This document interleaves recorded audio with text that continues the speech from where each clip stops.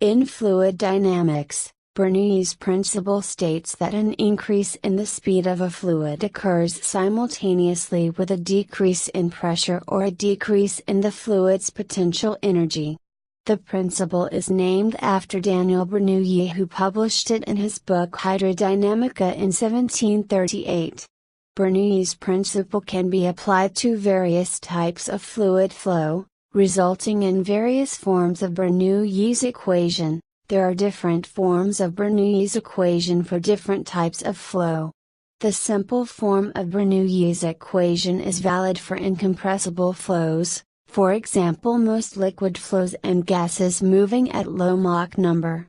More advanced forms may be applied to compressible flows at higher Mach numbers. See the derivations of the Bernoulli equation.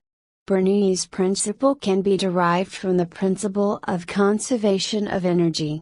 This states that, in a steady flow, the sum of all forms of energy in a fluid along a streamline is the same at all points on that streamline. This requires that the sum of kinetic energy, potential energy and internal energy remains constant. Thus an increase in the speed of the fluid, implying an increase in both its dynamic pressure and kinetic energy, occurs with a simultaneous decrease in the sum of its static pressure, potential energy and internal energy. If the fluid is flowing out of a reservoir, the sum of all forms of energy is the same on all streamlines because in a reservoir the energy per unit volume, the sum of pressure and gravitational potential GH, is the same everywhere.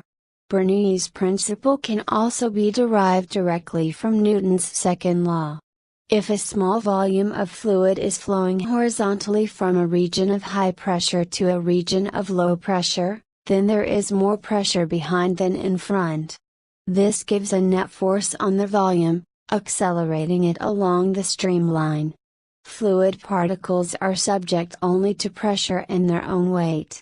If a fluid is flowing horizontally and along a section of a streamline, where the speed increases, it can only be because the fluid on that section has moved from a region of higher pressure to a region of lower pressure, and if its speed decreases, it can only be because it has moved from a region of lower pressure to a region of higher pressure.